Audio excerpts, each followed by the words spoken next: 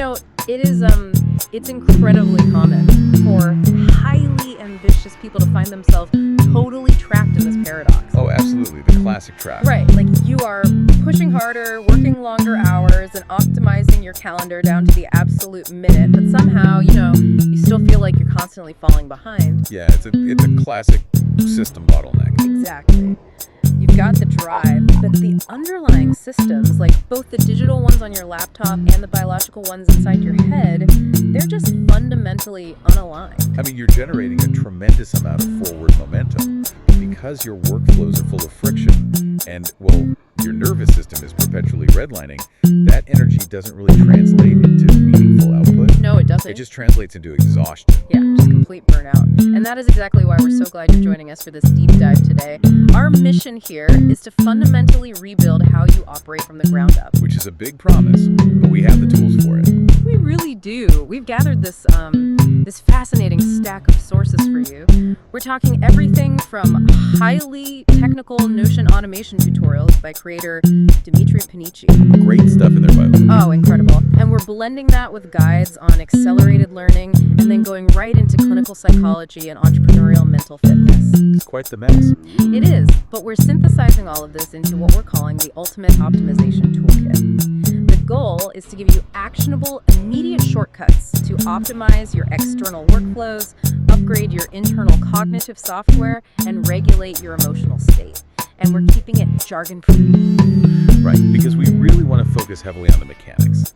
We want to look under the hood to understand exactly how and why these specific techniques work. So you can actually use them today. Exactly. Apply them to your own unique environment right now. Okay, let's unpack this, because before we can start optimizing your mind, you kind of have to clear the clutter off your desk first. You have to. You can't think clearly in a mess. Exactly. So we're starting by looking at how to ruthlessly eliminate digital busy work. It's like hiring an invisible, lightning-fast executive assistant who never sleeps. That's a great way to put it. And there is this massive breakthrough happening right now with Notion, specifically looking at Dimitri Panici's YouTube breakdown of their new native webhooks feature.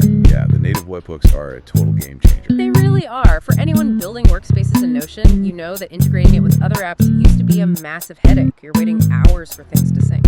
So why is this specific shift to native webhooks such a monumental shift compared to the old way we did this? Well, it really comes down to eliminating the concept of friction, right? And preserving your cognitive load.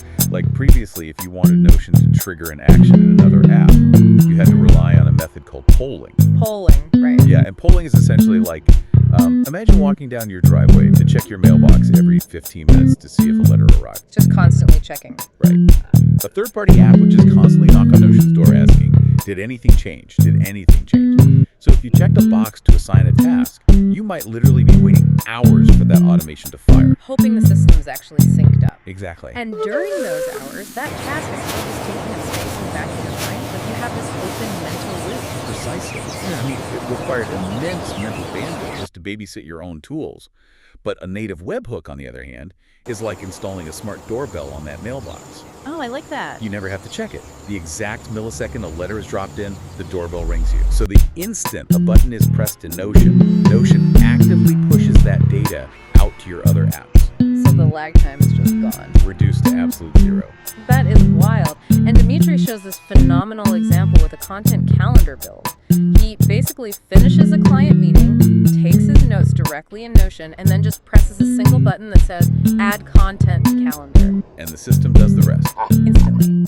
Because of the native webhooks routing through make.com, it grabs all the client data, schedules a long-form video, and then automatically schedules 2 short-form videos exactly 5 days out. All automatically. Yeah, and it auto-assigns all the subtasks to editors and designers. It calculates the date so nothing overlaps, literally in the time it takes to blink.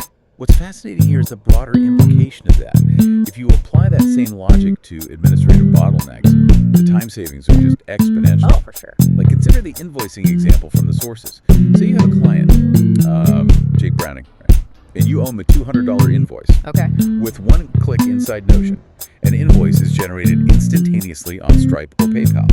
And the webhook sets the due date for 5 days out. It updates the client's status. It messages Slack, right? Exactly. It pings a specific Slack channel to notify accounting. and it drafts an email to the client. See, my absolute favorite part of that workflow is the void button. Like, if you realize you made a typo on the $200, you don't have to frantically log into Stripe, cancel it, go to Slack, tell the team to ignore it, and email the client an apology. Right, which is what we all usually do. Yeah. Instead, you just press void in Notion, and it instantly nullifies the invoice ID and the URL across all of those platforms at once. It's incredible. And by removing the lag time between having an idea and executing those administrative steps, you're protecting your mental energy. You're outsourcing the low-value routing to the machine. Which frees us up for the real work. Exactly. You're freeing up your biological hardware for the deep, complex problem solving. But, here is the trap. Since our invisible assistant is handling all these invoices and scheduling, we just saved ourselves, 10 hours a week. A lot of free time. Right. And the immediate instinct for driven people is to just fill those 10 hours with more shallow, busy work. Yeah, 100%, which leads straight back to system failure. Exactly. So to actually utilize that free time, we have to talk about how the brain acquires new skills. We have to upgrade our internal software through accelerated learning. Yes. Yeah. Because when you have protected time, the absolute highest leverage activity you can engage in is skill acquisition. Right. And the foundation of doing that efficiently is the Pareto principle, or, the 80-20 rule. Roughly 20% of a skill accounts for 80% of your actual performance. Okay, let me push back on that for a second, though. The classic example in the guides is always learning to play the guitar. Sure. If you learn the 8 to 10 most common chords, you can play thousands of songs in weeks rather than spending years on theory. But wait, really? If I only learn 20%, won't I just sound like an amateur playing the same 4 chords at every campfire? Wow. How does doing less actually lead to mastery? That is a really crucial distinction. The 20% isn't an excuse to stop learning. It's the strategic entry point that prevents you from quitting in the first place. Oh, I see. Yeah, like Dr. Carol Dweck's research on the growth mindset shows that early, tangible wins are required to build momentum. You need that to tackle the remaining 80% later. Right, you need to feel like you're actually getting somewhere. Exactly.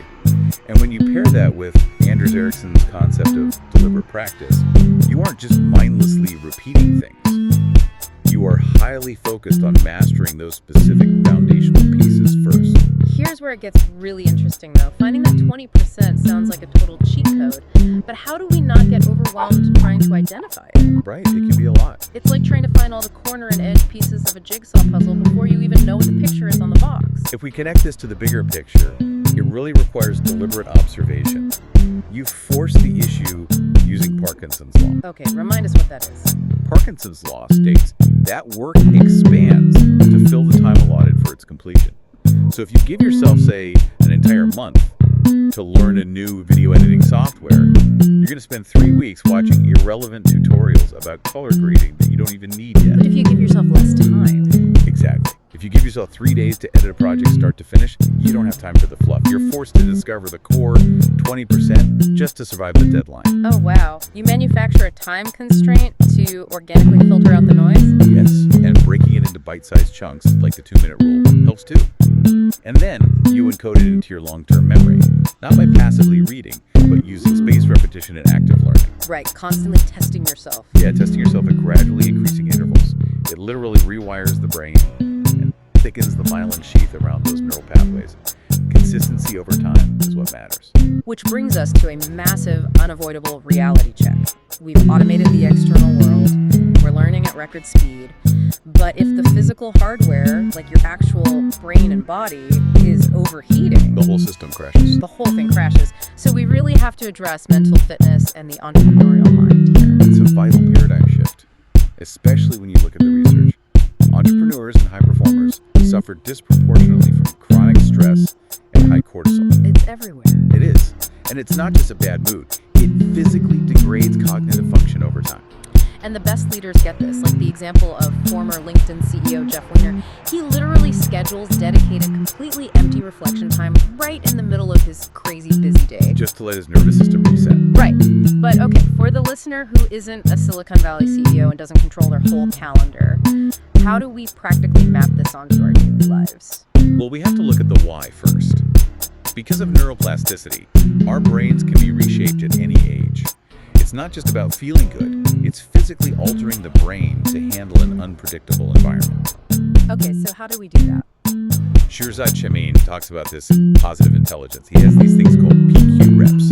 They're 10-second exercises you can do anywhere, eyes open or closed. Wait, 10 seconds? What exactly are you doing for 10 seconds? It can't just be deep breathing. No, it's about intense tactile sensory focus, like rubbing your thumb and index finger together so intently that you physically feel the microscopic ridges of your fingerprints. Huh.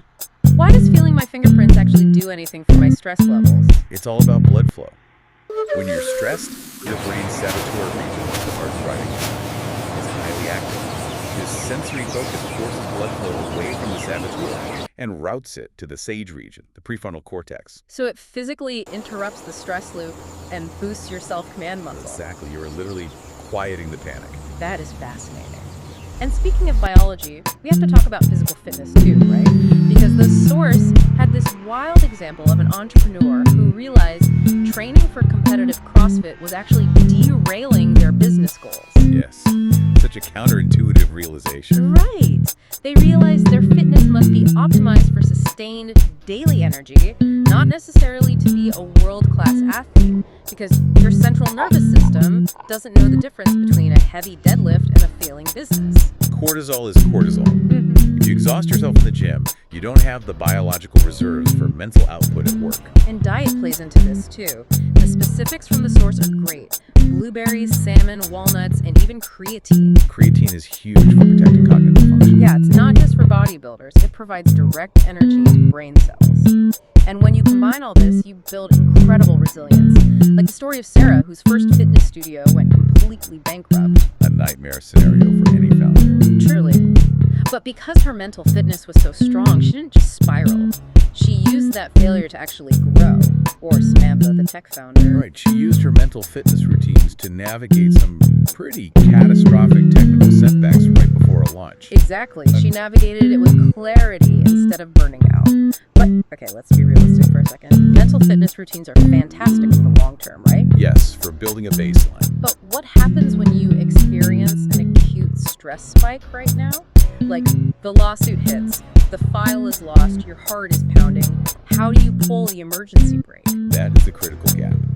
When thoughts become overpowering, you need acute self-soothing to manage the nervous system. So what does this all mean practically? Because some of these self-soothing emergency brakes sound totally wild, like the ice cube trick. Oh, it's incredibly effective. Holding an ice cube when you're panicking? Why does shocking our system with cold actually work to calm us down on a biological level? This raises an important question about our physiology. Our nervous systems are biased toward high alert sympathetic activation, fight or flight. Right, you feel like you're in physical danger. Exactly, even if it's just an email. So introducing an intense, sharp sensory input, like freezing cold in your hand or mouth, it abruptly disrupts that looping panic cycle. It forces your brain to focus on the cold instead of the emotional distress. Yes, it forces the brain into the present physical reality, and then the parasympathetic nervous system, to rest in the digestive system, can finally take over. Wow. And then there's the butterfly hug, which comes from EMDR therapy, right? Yes, it's a very easy to follow physical motion to regulate stress anywhere. Yeah. You cross your arms and alternate tapping your chest, left, right, left, right. It physically synchronizes the brain hemispheres, right? Exactly. Bilateral stimulation breaks the panic loop. And there are other sensory soothers too. Grounding techniques like physically hugging a tree, which sounds a bit out there, but you're actually just forcing your brain to notice the bark's texture, the temperature, the smell. It's pure sensory grounding. Just like listening to relaxing music, which physically lowers cortisol, or even just looking at a vision board. And sometimes the most powerful thing is just acknowledging the feeling. Simply stating out loud, I feel upset right now, but it's normal to feel upset. And I know I'm doing the best I can. You validate the biological reality of the emotion without judging it. Right, you stop fighting it. Okay, we have covered so much ground today. We've officially built the ultimate optimization toolkit for you. We really have. We started with using Notion webhooks and Make.com to automate the external busy work. Then we applied the the 80/20 rule to rapidly download new skills. And we covered practicing PQ reps and brain boosting habits for long-term mental fitness. Exactly. And finally, we're keeping the ice cube trick or the butterfly hug right in our back pocket for those acute emotional emergencies. And as we wrap up, I just want to leave you with one final lingering question to mull over. Okay, let's hear it. Now that you possess all these tools to automate your tasks, to learn at light speed, and to regulate your stress, what is the ultimate goal you are freeing yourself up to pursue? Are we optimizing our lives just so we can do more work, or are we optimizing so we can finally have the time to be truly human? Oh man, that is the real question. Thank you so much for joining us on this deep dive. We highly encourage you to pick just one of these tools and try it out today. We'll see you next time.